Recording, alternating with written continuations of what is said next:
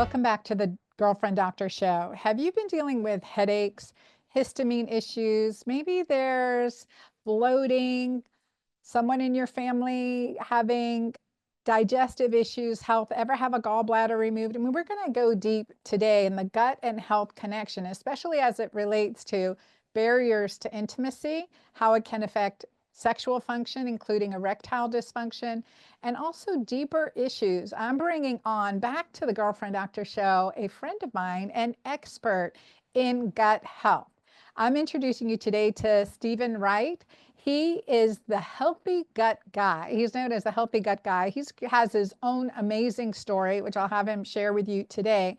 And he also created solutions to help with how do we just say it? Rebalancing, supporting, regenerating, restoring really good gut health. And I always say, when we look at our first line of defense, to our immune system, to our reproductive system, we have to look at the gut. And in order to have balanced hormones, we need a healthy gut. To have great brain and cognition and good mood, we need a healthy gut. And so I'm really looking forward to this discussion. So whether you're dealing with headaches, mood swings, relationship issues, intimacy, I know you know someone who is. You're going to have a lot of valuable outtakes from this episode. So join me in welcoming Stephen Wright to the podcast. Welcome, Steve. Good to have you here. Thanks, Dr. Anna. I'm excited to be back and chatting with you. Well, I am too. This is such an important issue. And, as part of my work in women's health and functional health, and now, and in clinical practice, the issues more so, I would say post-pandemic is different medicine than it was pre-pandemic. I think our immune systems and hence the gut has been assaulted, and there's so much to recovery and understanding healthy gut. And plus, the microbiome, healthy gut bacteria, it's a lot more than we thought it was with just even the initiation of probiotics. So I'm excited to talk with you today and want you to share a little bit about how did you become an expert in this area? Well, my story is like many people's where I had a bunch of issues and I couldn't get help. And so I had to go on a journey to get where I am today. I've had gut issues since I was born. I grew up in the antibiotics for everyone age. So I had a bunch of concussions. So like there's a lot of reasons why I was nicknamed the gas guy by my family, my extended family. There's a That's lot a of hard one. yeah. It was a very embarrassing teenage years, very embarrassing college years, and lots of, stories that I think if you have those conditions, you can relate. And then after college, I was really serious about trying to get my act together because I felt like, how am I ever going to attract a wife? How am I ever going to have a career if am this super smelly guy? And then lo and behold, at the time I was working in a high rise for a Big Four accounting firm in Chicago. And my boss called me into his office one afternoon and said, "Hey, your coworker said you're the smelly guy in the office, and I'm gonna need you to get this taken care of if you want to keep working here." Woo! Yeah. So One of that those was moments in life that like a kick in the ass, right? 100%. Yeah. So that drove No me pun intended. right. That drove me into a bunch of, Western medical doctors in Chicago that I could find. And their conclusion was you have a family history of IBS, which, okay, great. You do not have celiac disease, which I was like, okay, that's helpful. And you can have all the antibiotics you want. You should take Metamucil and eat whole grains. And this was 2008, 2009. And so I already knew that that stuff didn't work. I'd already had a bunch of antibiotic issues where I ended up in the hospital. So I was already more antibiotics. And so I thought all I had to do being a Midwestern man was just to suck it up and just keep pushing.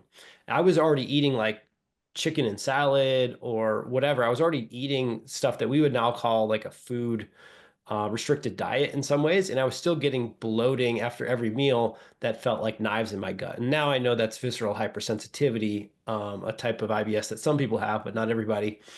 And so it was a couple weeks after that, I missed a date because I was on the toilet all night. I couldn't literally leave the bathroom. I called my buddy Jordan from college who had celiac disease, and he had worked with a integrative doctor who had put him on this special diet called the specific carbohydrate diet. And this is a diet that traces its roots back to Vanderbilt in the 1920s when basically if you were born celiac, you died. And these physicians were trying to figure out what could you feed these kids to keep them alive. And they just by process of elimination with no knowledge of gluten, no knowledge of FODMAPs, no knowledge of anything that we have now, they created this grouping of food to keep these kids alive and allow them to thrive. And so I did this diet. It was like a big deal for me because I had no cooking skills and you have to cook everything from home. And like 50% of my problems went away in the first week.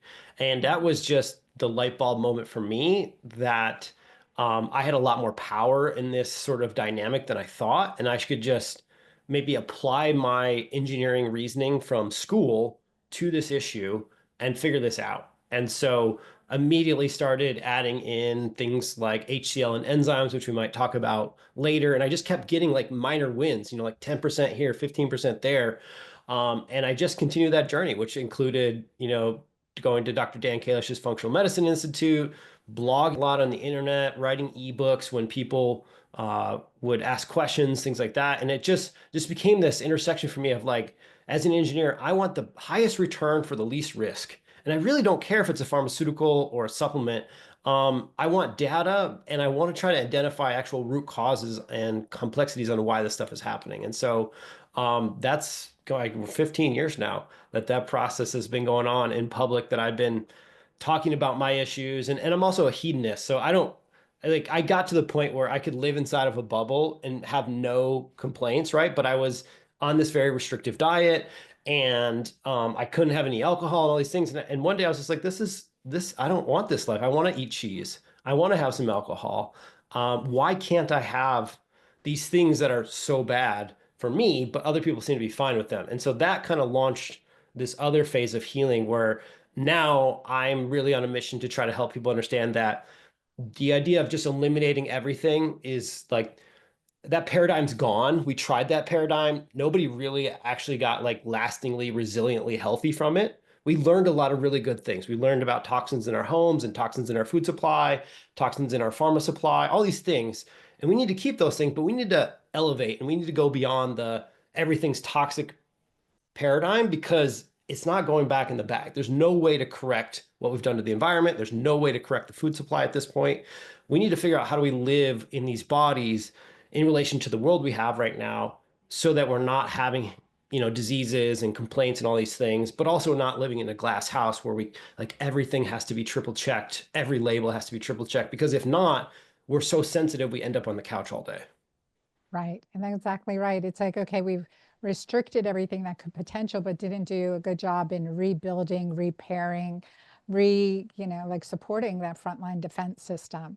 And, one of the big issues, and when we talk about celiac, is that there's a loss of the cilia, right? There's a loss of the integrity of the mucosal lining of the GI tract. And so it comes to a point, okay, we need to repair, rebuild, recreate healthy, like the healthy lining, the healthy enzymes that are supported, replenishing the bacteria, not just with probiotics, but now we talk about prebiotics and postbiotics. And so I'd like to go through that because when I first learned about what you were doing, it was really that, the SCD diet for short. And this is over, like this is close to, 15 years ago. I was like, okay, well, how this is something, a first step for my patients. And then, like that concept of what building from there, the rebuilding, restoring, replenishing the gut, and then other factors, right? The supporting the enzymes, the detoxification pathways, and so that we can live outside that bubble. And I really love that you brought that up because it is true. It's sad to feel that restricted. It's sad to feel that. So what are some initial steps that you take now that you weren't doing Yeah. before? Well, I think let's just say that like if someone's on so the trend that I've seen over the last 15 years, and you can speak to your practice and your experience over the last, you've been doing this much longer than 15 years. Um, Much longer. Thanks, Stephen. we sorry about that. We started with these diets, and then like for instance, paleo got massive and people got results from paleo. And then suddenly there was a subset of paleo called autoimmune paleo. And then people got massive results from that. But then suddenly, then people would be autoimmune paleo plus low FODMAP because the low FODMAP diet got famous. Now, oxalates are back. Guess what? Oxalates were huge in 2009 too. People don't know that because they weren't around then. But like everybody in the ASD world and everyone in the IBS world was doing low oxalate diet in 2009, 2010. So then people are low FODMAP, autoimmune paleo, low FODMAP, low oxalate. And then histamine, people are learning about histamine. No, now they're low histamine. Like there's no foods left. And the point of why an elimination diet works, in my opinion, yes, there are some extraordinarily toxic foods like Crisco. And like for most people, gluten is hard for you to digest and you might not want to eat it. But other than the super concocted foods that we make as humans, like seed oils and things like that, if we're talking about most of the rest of the foods in the world, you have the machinery, you have the possibility to actually break that down and digest that. And so the reason why these elimination diets work is because your machinery is broken. It's not working. It's not possible for you to digest those foods. There's nothing wrong with FODMAPs. In fact, being on a low FODMAP diet for too long is actually associated with gut dysbiosis. It's associated with low butyrate, which we're going to go deep into later.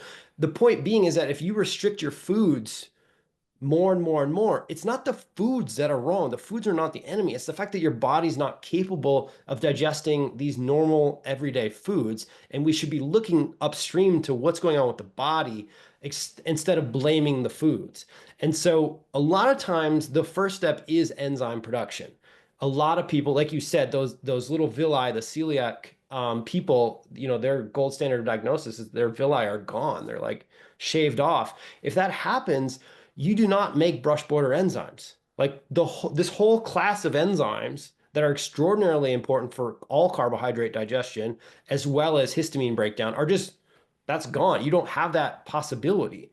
But if people also have stress and they have the whole the whole matrix of what goes into having a chronic health condition, you might be having low stomach acid and your pancreas might be sluggish.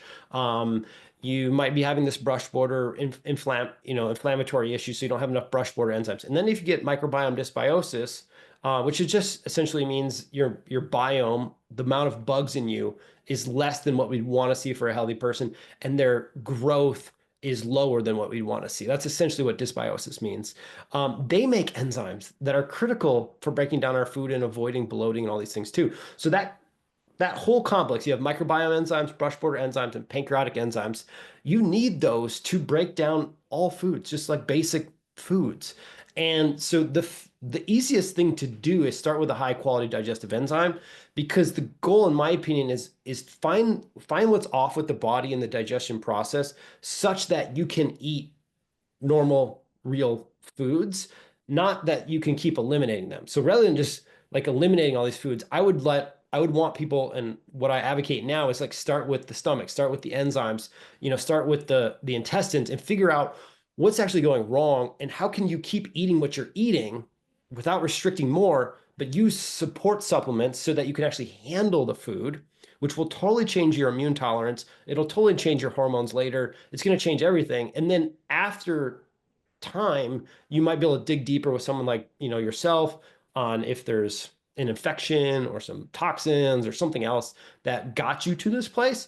But at least eat this wide variety of foods without pain and keep your microbiome healthy. Otherwise, if you go down the old way of doing functional medicine, at least for the last 10 years, has been eliminate, eliminate, eliminate, you know, infection testing, stool testing, detox testing. By the time you get through all that, you've been on an elimination diet for like 12, 24, 36 months. And to rebuild your gut and your immune system from there is extraordinarily difficult. That is its own journey then at that point, another 12 to 24 months. And we don't have to do that. We could do that totally different. And that's what I would start to do is like stop with the food focus and start with the food digestion focus. And enzymes would be the first place to go. Or do both at the same time, like eliminating the bad stuff, right? The stuff that we Yeah. know that you're reacting to, et cetera. But to do it in a logical way, like part of, foundational is, are you able to digest your foods well, right? Are you able to digest your foods well? Are you adding digestive ingredients to support digestion into your food, into your menu plans. And I think that's a critical piece too, because America, we got away from doing that, but it's part of many other cultures as part of the normal plate, or the appetizer, or whatever it may be, that is going to be bitters or secrete digestive enzymes or be fermented or pickled vegetables. And we've gotten a lot away from a lot of that, so much so, and then I'll add free refills with your beverages. Like, that is destroying digestive enzymes, so much so that the top three medications, over-the-counter medications, are an antacid, including an antacid, or including Prilosec, next and prescribed Nexium, et cetera. Like, so those, really being pushed to get over the counter. And then ibuprofen, because of the consequences of leaky gut causing inflammation, right? And, those are two. And then the third one would be an antidepressant or anti-anxiety medication, and they're all related. And we'll definitely hit on that. I really want to be very solution focused too, but I want to tie back to this whole inability to digest and having that bloating, having the odor. And we think, okay, well, when we're not digesting, food's fermenting, producing a lot of gas, getting, like anything that decomposes is going to have a terrible odor, right? So Yeah, not, have you ever accidentally left a kombucha in your car in summer? not yet. Oh, don't do it. Don't do it. Because if you do, that kombucha is going to blow up in that glass jar. And think about that. That our body is 98, well, hopefully it's 98 degrees or higher for you. And that kombucha was cold, and then you put it in that hot car that heats up that fermentation, builds all that gas, all that pressure. That's what's kind of happening in the body if you don't have the right amount of stomach acid or enzymes to break down your food. And I like that you say, okay, start one, let's get the digestive enzyme. Let's break this down and give the body a chance to compensate, right? Let's start moving this out, digesting it, moving it through, and talk about that. Like, so what's the first step with enzymes? What do we need to look like for in enzymes? What do you like to Yeah. do?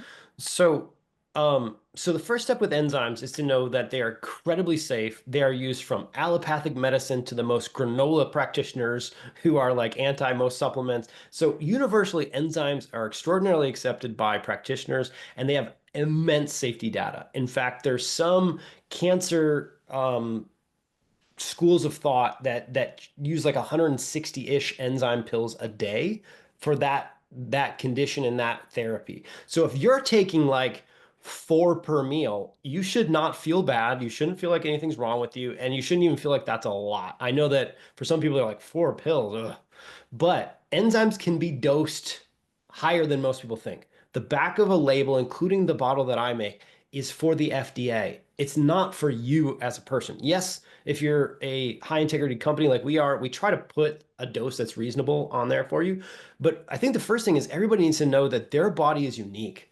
Your stress today is unique. And if you're more stressed, if you're in the middle of your cycle, if your kids are sick right now, you're probably going to need more enzymes than if there's a different time in your life, you're less stressed, life was going easier, you'll need less enzymes. And so know that just like people have a bottle of Tylenol in their med kit and they know they can take some more, whatever it is, enzymes I think should be part of your med kit at your house. Like Yeah. if someone's having like a kid's having bloating or someone's having some bloating, or some sort of food related issues, tummy troubles, like these things can be dosed up and down. They're extraordinarily safe.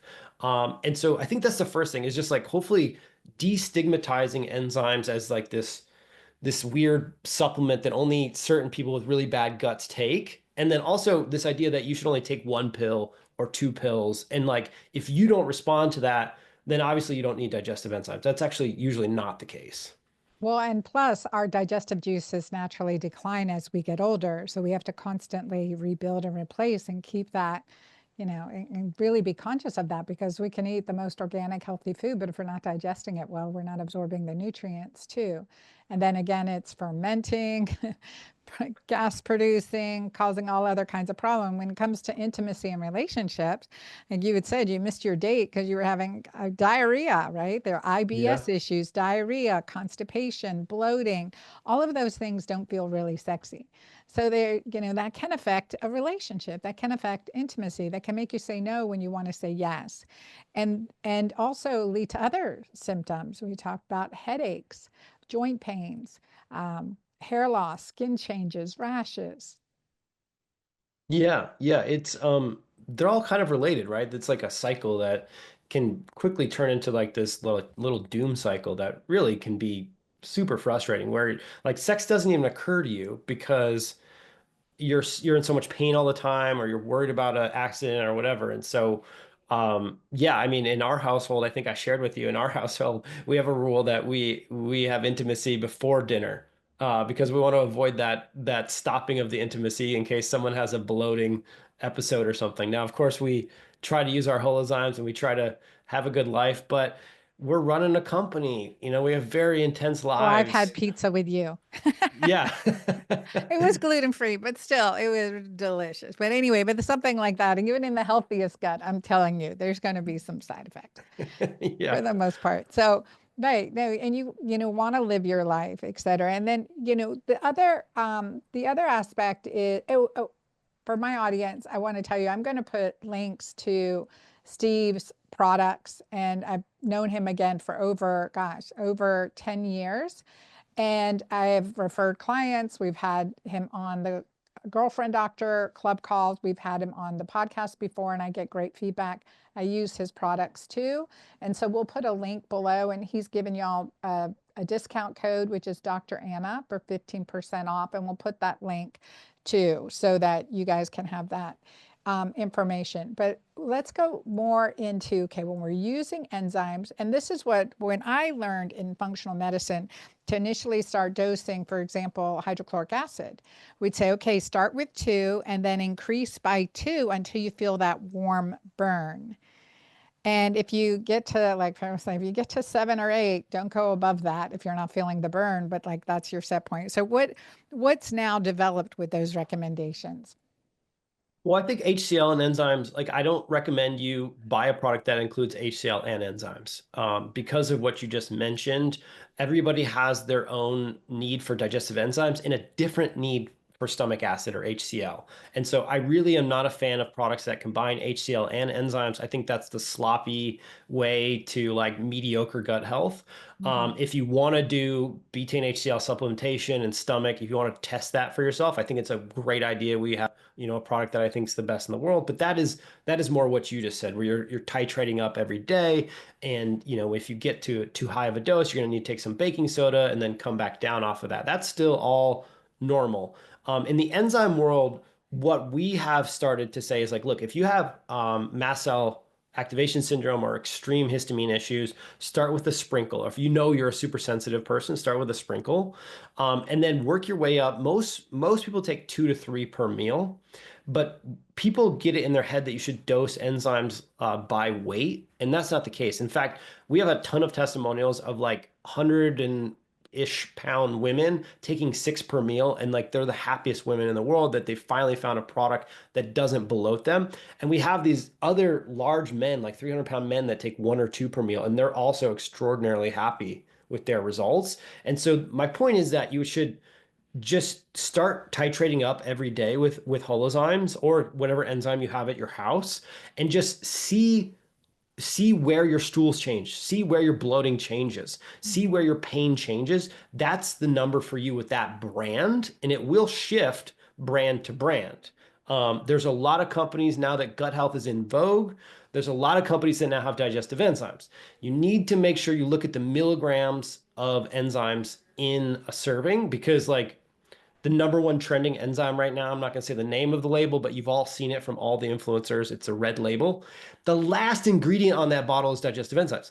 It has a total of 83 milligrams of enzymes in a serving. It's the last ingredient. It's not even a digestive enzyme product, but people are labeling things any way they want to make a buck right now. Yeah. Versus our product has like 680 something milligrams of enzymes, and so you want to make sure you go with a high-end brand, a practitioner level brand for digestive enzymes. And then if And you're I want not, to say that because, we use it in our practice because we deal with patients and we get results. We want products that work, right? And I think that's really important as a clinician. Okay, I'm checking what works, what doesn't work. And I think digestive enzymes becomes so similar, especially after talking about it for so many years, that almost like can sometimes forget. So I'm so glad that we're having this conversation, okay, to re-emphasize the importance of using digestive enzymes. And then the issue with separating the betaine HCl for testing and looking at that.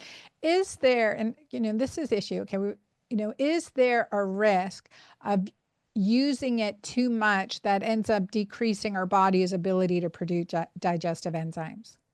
yeah, it's a great question.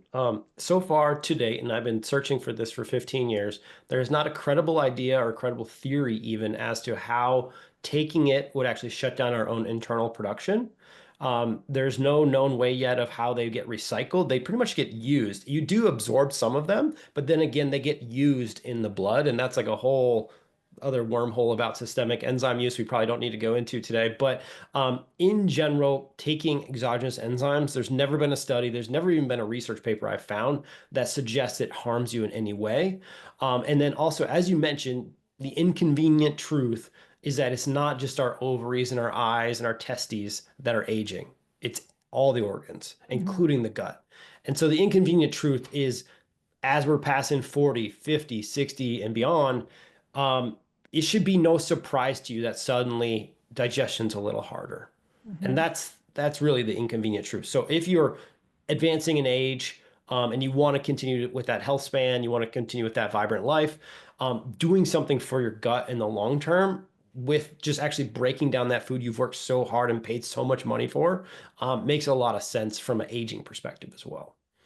Yeah. And I'll tell you what I found clinically, because when we've tightened up digestive enzymes to get a therapeutic effect we want, within and adjusting things, healing the body, et cetera, within not too long of a time, you're titering back down.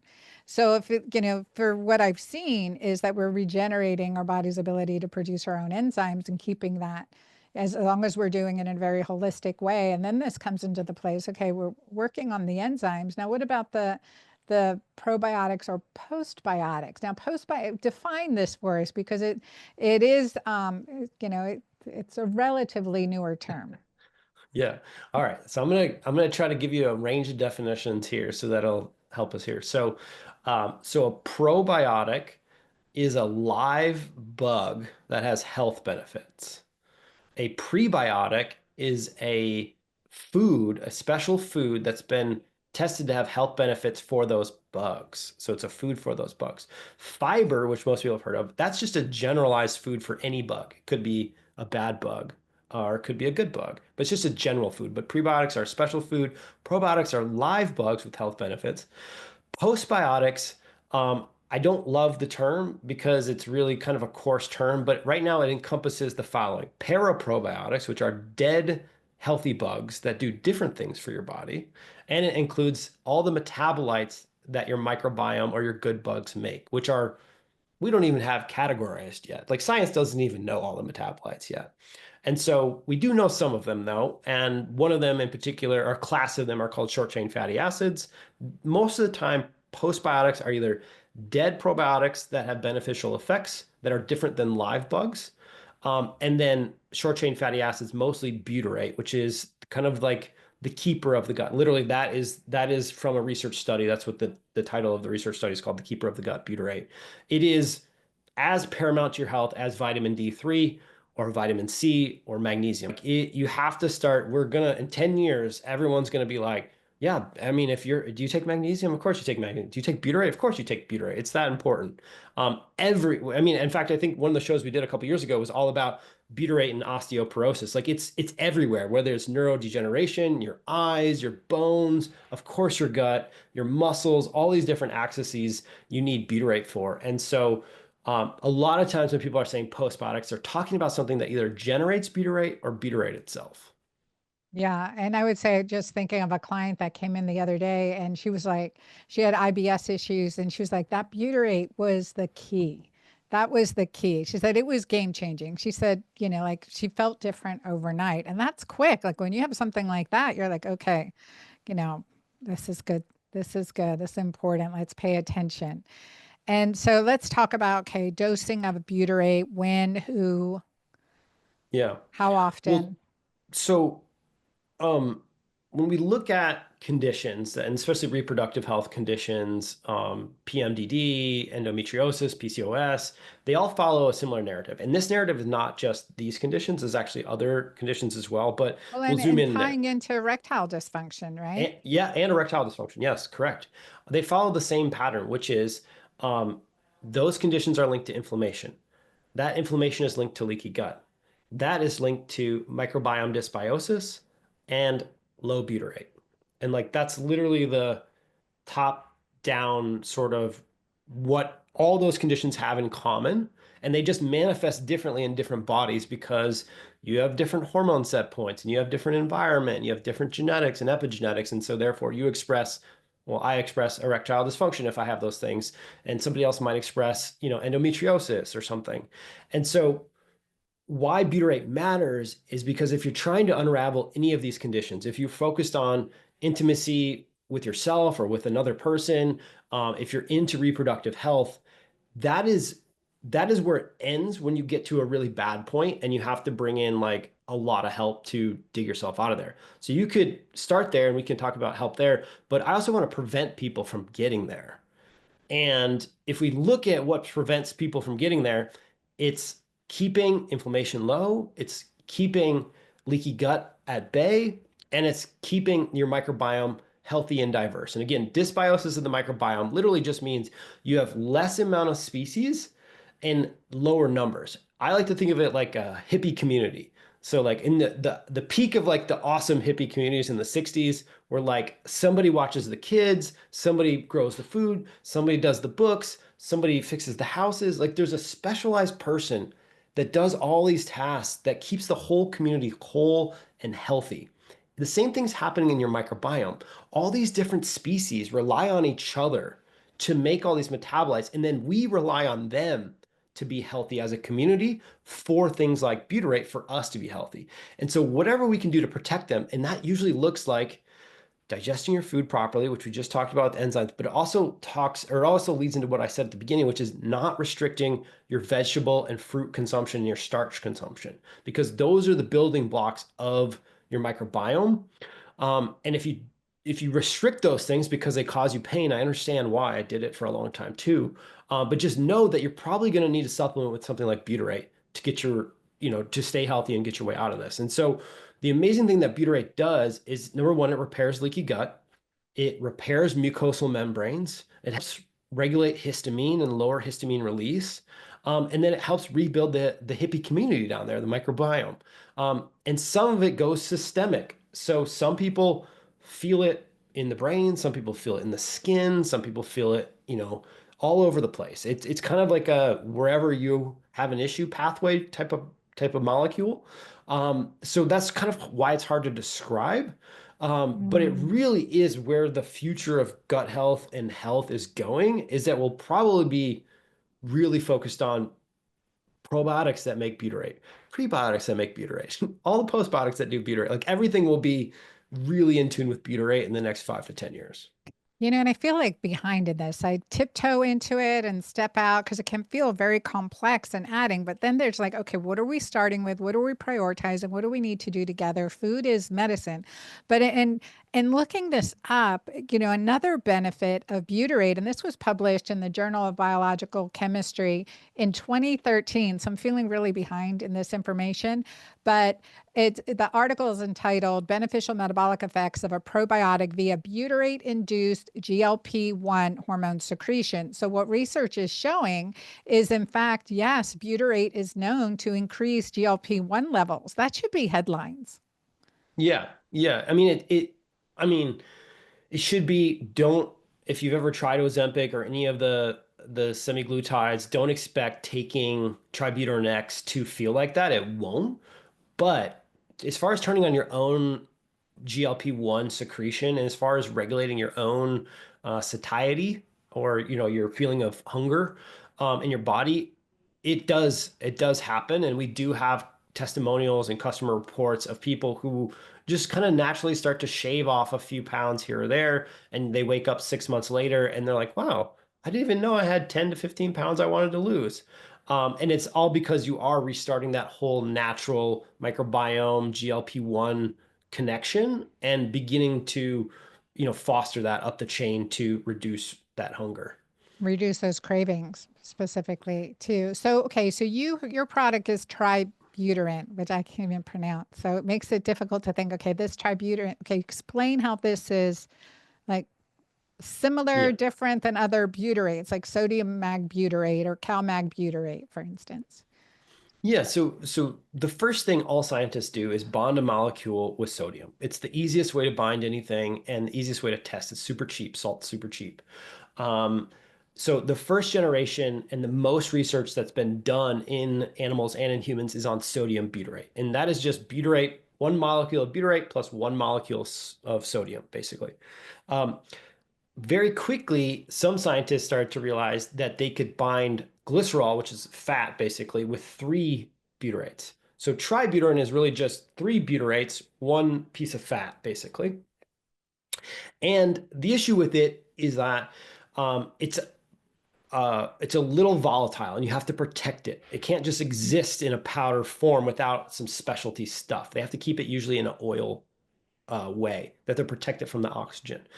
But what they realized quickly was that sodium butyrate gets absorbed immediately because salt goes right across the gut membrane immediately as soon as it can. But tributyrate needs a little lipase to break it apart. And then the butyric acids are not absorbed immediately because they don't have sodium tied to them. So they're free to go much deeper in the GI tract. And it's not that sodium butyrate doesn't help humans and animals. It absolutely does. It's just that if you can get the butyrate closer to the bottom of your small intestine and the top of your large intestine, which is where your microbiome actually lives. It's not near the toilet. It's up in the middle of your body. That's where your microbiome is. We see even better effects than what we did with sodium butyrate. And so tributyrate is an advancement just in chemistry because it's basically time released in a way due to the lipase and the lack of sodium. Not only that, the safety studies are extraordinarily better because we're not heaping a bunch of salt into you. So they've done safety studies up to 42,000 milligrams orally in tributyrate in cancer patients, and all they saw was like some nausea and a little disrupted blood sugar, and people they didn't feel very good, so they wanted to quit. Versus they don't even go above 4.5 grams of sodium butyrate because they're worried about the sodium effects that will be caused. And if you pour salt on your yard, you kill the microflora, you kill the grass. You got to be careful how much salt you pour into the microbiome. You can definitely disrupt some things down there if you go too heavy on the salt. So the molecule itself is different and better pharmacologically. And then we have an enteric capsule. We're still the only company. We have a proprietary scientist out of Spain. So ours is 97 to 99% pure. The last batch was 99% pure. And then we have enteric capsule. Enteric capsule just means it's protected from the stomach acid. All the rest of the delayed release capsules, they break down in 45 minutes. Every single run, we test our caps, and they go 2 hours and 15 minutes plus in simulated studies of gastric juice and heating, and they don't break down at all. They don't leak. And so it's because it's pH dependent capsule. And so when it hits a pH of 7, it opens immediately, and that should hopefully be a little bit into the small intestine or further. And so ours tends to coat longer and farther because of the capsule technology in the molecule. And how many should you take? And is there a side effect risk of constipation? Yeah, so butyrate does, like I said, almost everything. And so if you have a tendency towards constipation, and constipation is obviously like a loaded word. Some people are like, I'm constipated, and they're like, how often do you poop? And they're like, every 3 days. And you're like, well, you kind of are constipated, but like that's not what we're worried about in clinic. It's the people who are like, I poop twice a month. They're like, you are for sure I'm constipated. worried if they don't poop every day. Well, that's great. That's great. And I hope everybody's pooping every day. What I'll say is that for the people who are extraordinarily constipated, it does seem to make their symptoms worse. And I think it's because they have the lowest butyrate of everybody. And so for those people, you need to increase your magnesium, your fiber, your prebiotic, whatever you're doing, your vitamin C, stool softeners. I don't know what you're on, but like when you taper, it's not that people misinterpret these things all the time. They're like, well, if I take it and it makes my symptoms worse, then my body's saying I don't need it. And I'm like, that's not, no, that's not how this works. You, you're supposed to make a lot of butyrate every single day. What it's telling you is that you're having a counter reaction because it's like, what is this butyrate stuff? I've never had this for months. What do I do with this? And it's kind of binding everything up. What we find over the last 3 years is a lot of people who are constipated, if they go nice and slow, one pill every 3 days for a couple weeks, one pill every other day for a couple weeks, by the time they get to week 8 to 12, they start having spontaneous bowel movements. And this is Okay. not me asking for this type of feedback. These are people writing in our Facebook group about these. They're just so happy they're spontaneously pooping. Um, Yeah. Well, and you eh, think that's rebuilding the peristalsis, decreasing the paralysis, right? The yeah. toxicity. So you're restoring those, the cell membranes, you're restoring the mucosa. So it makes sense. And then if you're on the diarrhea side, so I normally say like when I normally ask people, I'm like, do you, when you get stressed, do you go constipated or you go diarrhea? Because that helps me as a clinician. I'm sure it helps you kind of know what to expect if something does go in a certain direction. If you're diarrhea dominant or that's the way you lean, you're normally okay to just start dosing up. And if you've been struggling with all different types of ways to control that, we have people taking 6, 9, 12 a day, and they're extraordinarily happy. Again, you would have to take 85 a day, I think, to get to 42,000 milligrams. So you're not going to be anywhere near the human safety data at 10 a day or something if you did get that far. Clinically speaking, if you're looking to move your lab numbers and you're looking to see actual data move inside your body, what our clinics are saying is somewhere between 3 to 6 per day is the number to actually see butyrate move on stool tests and the number to see inflammatory markers move on other tests. So the magic number you want to get to is 3 at a minimum. And then if you're in a state of flare or some other issue, you might want to keep pressing on to 6 and see how you feel. Okay. Yeah, no, that's good advice because it's a wide range and it becomes tailored. And I know you've got great support team and customer support team to help clients too. And I want to circle back because we were talking about bloating, we were talking about like interrupting intimacy or decreasing desire, et cetera. And then we talked about erectile dysfunction. So I'm like, okay, so this beer belly and erectile dysfunction basically go hand in hand. So fixing this, like help our guys out here. Yeah, so obviously erectile dysfunction is a complex thing. So, Oh some yeah. people's First are. sign of cardiovascular illness. Yeah. Yeah, yeah, and it can be, it can be all different types, dominant towards nitric oxide. It could be, you have too much stress in your own body. There's a lot of, it could be more on the mental side. So there's a lot of complexity to erectile dysfunction. But what would be universal according to the research is that you may have one of those other things, like low nitric oxide or high inflammation, or you're having some mental pattern that's happening for you of performance anxiety or something like that in addition to microbiome diversity issues and low butyrate is likely, like, that's at least part of the equation. Maybe you have 3 of those things, but there will always be probably microbiome diversity issues and low butyrate. And so I think for the men who don't just want to pop Cialis or some sort of little blue pill or something and just mask the symptoms, knowing like what you just said, which is that if you're having, which I saw some crazy statistic today, one little Google search and now my entire feed is about erectile dysfunction, but it's something like 20 to 40% of men, it might be 40% of men in their 20s and 30s now having or reporting ED. And I was like, what? That is. Well, yeah, that's, hopefully unbelievable. I mean, that is unbelievable.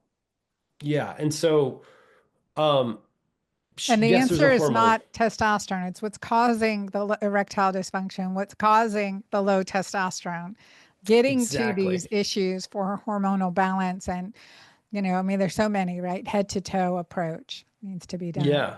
Yeah, exactly. Because working our way back, we're basically we take too many antibiotics or we eat a really bad diet, we get stressed, Well, it doesn't even have to be bad. alcohol. Anytime we eat out, we can be at a fine restaurant, but if that T-bone was given antibiotics, was injected with antibiotics or hormones, and had a grain-fed diet, we're getting all kinds of chemicals in that. We're getting those antibiotics. And so even without realizing it, we're getting often daily doses of antibiotics. Yeah, yeah, through our water supply, through our food supply, totally. That's why I said, I think well, I don't know if I said this yet, but I think the age of living without supplements is gone. I think you're in fantasy, you're in Disney World land if you think you can live in this environment and eat this food and drink this water and breathe this air without some sort of support on a daily basis. I think you're probably headed for a crash in your worldview and your health. But for a guy who doesn't know what's going on and then suddenly he's experiencing erectile issues, you can pretty much guarantee that, like you said, he was exposed to antibiotics either knowingly or unknowingly. He's experiencing some stress. He's probably drinking too much. And maybe he's picked up some other toxins along the way. All Oh, those endocrine, things yeah, all those things disrupt your gut membrane, causing leaky gut. All those things disrupt your gut microbiome, causing dysbiosis and low butyrate. And so, whatever you're thinking about doing for your man, or if you are a man listening, whether you're, and I'm not saying don't take Cialis. Like if that's really important for your relationship right now, sure, take it, but please work on your microbiome while you're taking it. It's not an or thing, it's an and thing in my head. yeah, Because I don't want people struggling in pain, in having shame. Like, go see a psychologist, talk about what's happening in your head, take a little support, and also start working on your microbiome, your gut, getting enzymes, getting butyrate immediately. And if that doesn't allow you to taper off of the Cialis or whatever it is in the next 6 months, then you better go see a functional medicine doctor and figure out where are you toxic, what are you infected with, because like this doesn't get better. This is the early warning flag or not flag, depending on how you want to make the pun here. If you don't handle this, you are setting yourself up for serious disease issues in your right. 40s, and like it's just downhill from here. And so the guys that are papering over this with pills are going to be in extraordinary issues with heart disease, cancer, metabolic syndrome in their 40s and 50s, and dying way before their fathers did. Yeah, absolutely. And it just a call out for women too. And when we talked about this briefly before we started online today, is that, I rarely see when a client comes to me with having had a history or diagnosis of breast cancer, I rarely, I mean, I can't even think of a single patient that had their gut, microbiome addressed, gut microbial diversity addressed, digestive issues. And that is the first thing that we need to pay attention to. One of the first things we need to pay attention to, optimize vitamin D and all this other stuff, but it is so crucial to our health, to our immune system now more than ever. And I wish I could talk with you more, Stephen, but tell everyone how to get a hold of you, where they can find your products. And we will put links in the show notes too. I think we have a pretty link here for healthygut.com/Dr. Anna. So DRANNA, healthygut.com. Yeah, well, I can't leave it there because I just feel like we are about to flow for another 3 hours. But one little last tip for the women out there. I am so happy that estrogen is being liberated right now and that estrogen is no longer the devil and that people are getting back on bioidentical hormone replacement therapy. And I just want to say there are a huge percentage of women who are starting these therapies for the first time. Their moms don't have any experience with them. They don't have a lot of family understanding of them. If it doesn't work, most of the time you have a gut issue that you need to address along with the BHRT. And if you do those things together, everything you're wanting from your BHRT, your program will start to come together. And so all those 40 to 50% of women who are like trying this one and then they're trying this one and then they're trying this one, they're just so pissed. Most of the time it's not the actual hormone solutions you're choosing, it's your gut that's actually keeping you down. So please try some of the stuff we talked about here. Listen to Anna's other stuff because that's a huge component of it. I know, and now I don't want to leave that. Okay, 3 hours later, continuing the discussion, but we had a patient presented in our collaborative today. So at Carpathia, we have a collaborative. We meet once a week and talk about difficult patients.